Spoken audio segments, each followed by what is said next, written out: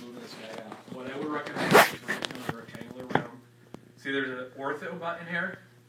Click on that ortho button, it will make your life easier. Right? So 90 degrees.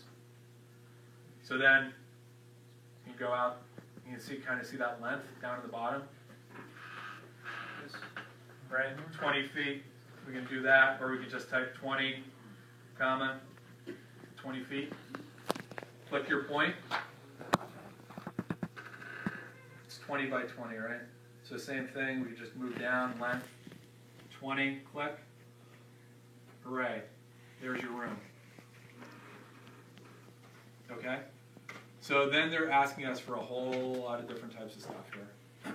What you need to worry about is your calculation points. See this thing red? It's kind of showing you, hey, look at me, I'm important, because it is important. You need to turn this on in order to calculate stuff out. It automatically defaults on the work plane, so that's 2.5 feet. When we're doing lighting calculations, typically we're concerned about where people are doing the work itself. Sometimes when we're doing like emergency lighting calculations or we're worried about the floor, we change out the floor. We do that by navigating through these windows. You can actually see, walls. It's going to highlight what you're on. But for this assignment, we're going to be looking at just the work surface, just the work plane. So it automatically defaults at 2.5 feet, right? Calculation plane, there are points we turned on. It's the only thing we need to do. We click OK. So we got our points, right? It's getting closer to what we looked at last week, to the ISO line plots. Now, what we need to do is draw some windows, right? So a window is an opening. Openings are right here. See, cutting an opening in a room or surface. Let's do that. So you can see when we clicked on that button, it gives us a little selection tool. So we need to pick a wall we're going to cut these windows into. So, and something else to keep in mind, the snap to feature you may want to turn off. You may want to turn on depending on how you like to work. This is going to snap to points. I myself don't like it on unless I'm being super precise with stuff. So you can click on that. It's going to give the select tool what looks like a little square. If we're going to be selecting the southern facade, this is southern facade, we click on that. We're going to do northern facade, we're going to click on that. Right? East, west. So let's assume we're doing southern. We're clicking on this guy. Right? Gives us an elevation, a section of the window. Then we start figuring out, our window to wall ratio, right? So then you have to determine how big your windows are. So before you start playing with it, make sure you already kind of thought about that. So we're going to just make one big window. We're going to click actually in the wall, move it across. If we're doing little ones, we can do little ones. So we're just going to do one big one in essence at a time. Go over, click again, and then drag down. All right, we're going to make a lot of glass. Again, keeping ortho on is nice. When we end it, you want to right click. So we're going to move the point up to where the window ends and right click. And that completes the window. It's going to say, would you like to include an insert in this opening? Example window. Click OK, yes. So you can label this window, you can label it whatever you want, glazing. Something to note before you move on. The surface edit button, click on that. See this transparency? This is important. This is a VT, right? So we want to make sure we actually tag all the surfaces. See this button here? It's like a cube with a check mark on it. Click on that. And then change your transparency to whatever you want. So I think we use 0.7 right in the lecture. I'm going to change that. And then we're done. So if you're using 0.67, that's where you would change it. So you guys good with that? You got the window, you click on surface edit, change your VT right here, then you click OK. Then you click OK. Right. So make sure you click on this first. Tag all surfaces, then change the transparency. Okay? I'm sorry, what does the tag all surfaces? It gets all the surfaces of the window itself, so the front and the back. So you're making sure that all of them are actually picking up that transparency. So that's going to be important with other things you might model in the future. Okay, so then you click OK. One more time. That's your window. You have a window in your building now, right? If you click on this button up here, so up here, you're going to see like a lot of predefined views. So this is your top view. So you're going to come back down to your calculation plane. You have some 3D setup points here as well, just predefined, which is nice. So you can see that you have your window. Okay. So in the assignment, I'm asking you to model it just like this, just with your windows, no shading strategies.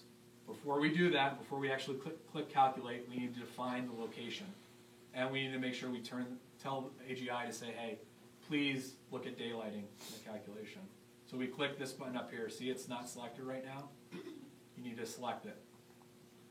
See this thing called enable daylighting? So it's somewhat intuitive, right? It tries to step you through this stuff. Enable daylighting, yes.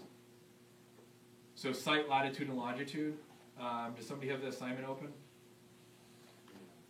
Can somebody give me the latitude of whatever? Yeah. What's 37, 176 north. Okay. 100.01 west. Okay. So you see what I'm doing here? 10 what? 100.01. Sorry. 100.01 100.1? west. Okay, cool. So see what I did there? I changed not only the number, but I also added north and west. Okay? So we're good with location. That's going to say where we are geographically. Then we go down to date and time. Okay? So we can change this. July? Sure, we can do it July. 15th. This is the time. It's military based, right? So 12 o'clock is 12. 3 o'clock is 15. We'll do 3 o'clock, right? So this is where you're going to change your specific time of day. Lastly, sky condition. For this assignment, let's use partly cloudy. You change it there. So is everybody good with this? Yeah? Okay. So just make sure when you're changing the latitude and the longitude, you add the north and the west to it, please. It's the only three things you need to do. Latitude, longitude, date and time, sky condition. Hit okay. So now we're good. We can actually calculate this guy. Bam. So since it's not very complex, it's going to be somewhat quick.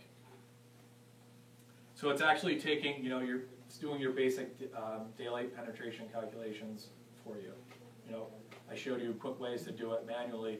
This is doing it all automatically, point by point. You could go in and change the time for each one at like 9 a.m., 3 p.m. Yeah, so that's why, just pick specific ones. You may need some additional pages, page 3, page 4, depending on how you actually display your data. So here we go, right? This is what we kind of looked at last week with illumination levels. So you can see we're getting 700 foot candles at the window here, and 64 in the back, right? So if we want to, so this is kind of all you need, right? If you go to ISO lines, so how I got to that is I clicked on calculations, I clicked on ISO lines, I'm going to click on ISO lines for illuminance values, and I'm going to click on label ISO lines. I'm going to change this to 1, and I'm going to say I want to look at 30-foot candles and 300-foot candles. So pick whatever color formatting you like. So basically, it's going to start graphing this stuff up for you. Hit OK. So that's pretty high, right? So basically, everything above here is 300-foot candles, and everything else is 30. If we actually change this to 60, that's going to give us the same thing. It's something higher, 900. And start like breaking it up, giving them. So when you actually start adding your shading strategy, you'll see how this breaks down. So that's a good point. So this is how you start adding the ISO lines to the plot itself. When we click on render, when we start looking at what it looks like in render mode, right? So when I did the calculation themselves, I just did the classroom in here and I just started taking screenshots of this stuff. Again, predefined views, right? We have the top view, side views, stuff like that. If you go down to pseudo color, that's that pretty graph we looked at. Pseudo color. See there's a little no button there by it. If you click on it, it will actually appear up.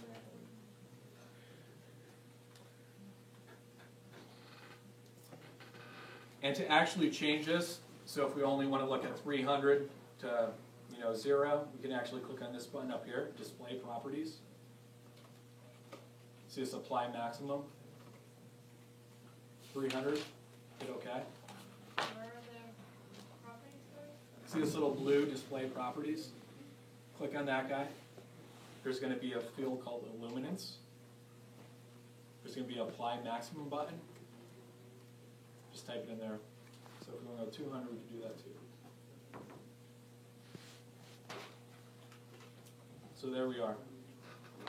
That's a room in Dodge City. What's this? 20 by 20 classroom. Somewhat easy, right? Do You we have guys? any objects? So we're going to add an object now. We're going to add an overhang. But for the basic layout of the room, cutting the window, is that okay? Yeah. Okay. So now we're going to add an overhang. So in terms of overhangs, what we need to do is add an object. So we go back to our room object command. There's something called add object. Let's do that. We're going to do a rectangle, right, because we're going to overhang. We'll do flat again, because we just want to make it flat. Again, label it. We can pick how high it actually is.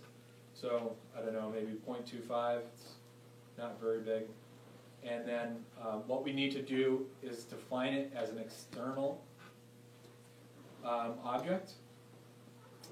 So when we click OK,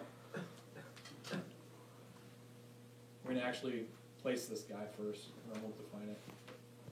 We'll do a continuous overhang, so the whole side of the building, the whole southern facade. So we can click on this point, click again to the bottom point, and then we can start moving out, right? So say if we calculate, we needed a 3-foot overhang. See, I'm looking down at the bottom where it says length 3, or not, you can type it in. Click on it, 3. Our overhang right now is on the ground. See these guys, elevations? Click on the elevation, what you want to look at. So we're going to move this guy up now. So let's click on the eastern elevation. See it's on the floor. Well, we want to move it up. Move object. Right, just hover over these things if you guys forget. They're pretty clear in terms of what they actually do. Move object. Click on this. Let's move it up. Click again. There's an overhang, right? Lastly, external overhangs, right? We need to make sure it is an external object. So we need to click Edit Object, right? It's over here in the Modify Object field. Edit Object. Click on it, right? There's a pretty overhang. Back to the Surface Edit field. This is the overhang. Back to this Tag All Surfaces, the check mark in the cube, right?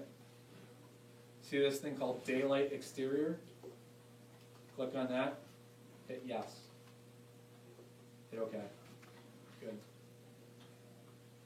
Calculate.